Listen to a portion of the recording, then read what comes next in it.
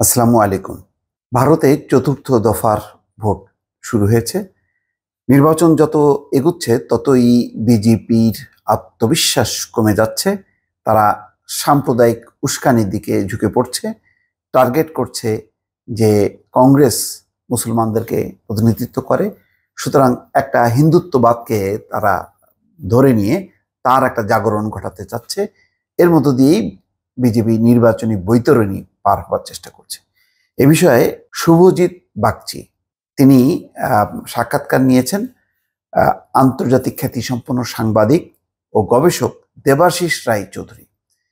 তার সাথে যেই সাক্ষাৎকার দিয়েছে তার ভিত্তিতে প্রথম আলোর যে শিরোনাম সেটি হচ্ছে, বিজেপির প্রতি ভোটারদের হতাশায় স্পষ্ট, আত্মবিশ্বাস বাড়ছে কংগ্রেসের।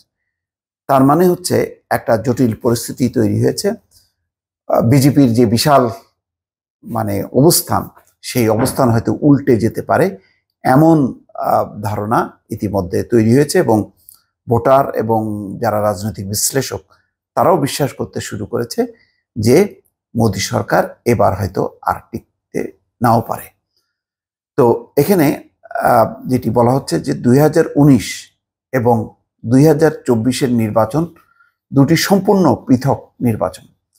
2019 সালে অবশ্যই পুলওয়ামার আবেগের ভিত্তিতে নির্বাচনী লড়াই অনেকটা হয়েছিল, একটা যুদ্ধের আবহ তৈরি করা হয়েছিল।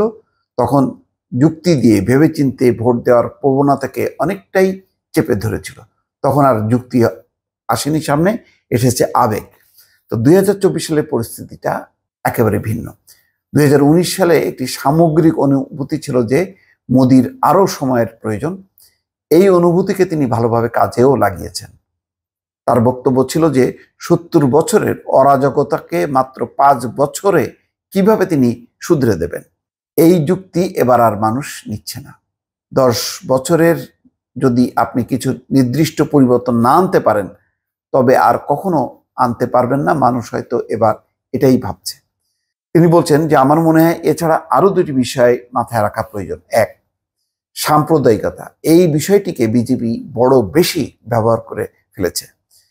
এর ফলে এটা নিয়ে মানুষের মধ্যে একটা ক্লান্তি বা একঘেয়েমি তৈরি হয়েছে। 2, দেশের অর্থনীতির কোনো বিশেষ উন্নতি হচ্ছে না, কর্মসংস্থান বা চাকরির সংকটও কমছে না। সার্বিক সঞ্চয় ঐতিহাসিকভাবে এতটা কম কখনো ছিল না। মূল্যস্ফীতিও নিয়ন্ত্রণ করা যায়নি। ফলে এবারের নির্বাচনের সময় সামগ্রিক চিত্রটা 2019-এর থেকে সম্পূর্ণ আলাদা। আচ্ছা, পরিসংখ্যান দিয়ে তিনি বলছেন যে 1990-এর দশকের গোড়ায় অর্থনীতির উদারীকরণের পর জিডিপির হার মোদির দ্বিতীয় মেয়াদে সর্বনিম্ন, এবং মাথাপিছু আয়ের বৃদ্ধি গত 10 বছরে মনমোহন সিংয়ের নেতৃত্বাধীন এক দশকের তুলনায় অর্ধেক।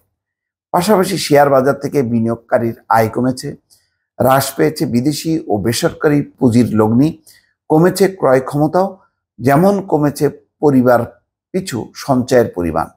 চাপে রয়েছে ব্যাংকগুলো, কারণ মানুষ টাকা রাখছে কম, অন্যদিকে বেড়েছে কর্মহীনতা। তিনি বলছেন কংগ্রেসের কিছু দুর্বলতা তুলে ধরেছেন। বলছেন যে সাংগঠনিকভাবে কংগ্রেস আরো অনেক ভালো করতে পারত, তবে যোগাযোগের দিক থেকে তারা ভালোই করেছে। তারা যে এখন ন্যারেটিভ বা বক্তব্য বা আখ্যান নিয়ন্ত্রণ করতে পারছে, এটা একটা বিরাট ব্যাপার। তারা মানুষের জীবন জীবিকার সমস্যা নিয়ে কথা বলে অবশ্যই একটা বার্তা দিয়েছে, যেটা বিজেপি একেবারেই স্পর্শ করেনি।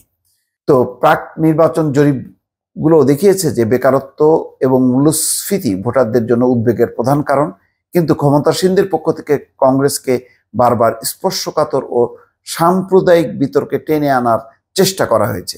কিন্তু সব চেষ্টা সত্ত্বেও কংগ্রেস বারবারই অর্থনীতি নিয়ে কথা বলেছে, এবং ক্ষমতা এলে তাদের কর্মসূচি কি হবে তার উপর গুরুত্ব দিয়েই তারা তাদের প্রচার চালিয়ে যাচ্ছে। ফলে সব মিলিয়ে এখন টলমল অবস্থা, সেই ম্যাজিক মোদি হাওয়া কোনো কিছু এখন কাজ করছে না। সেই অবস্থায় কংগ্রেস কতখানি বা তার জোট ইন্ডিয়া কতখানি ফল তুলে আনবে সেটি নিয়ে আলোচনা চলছে।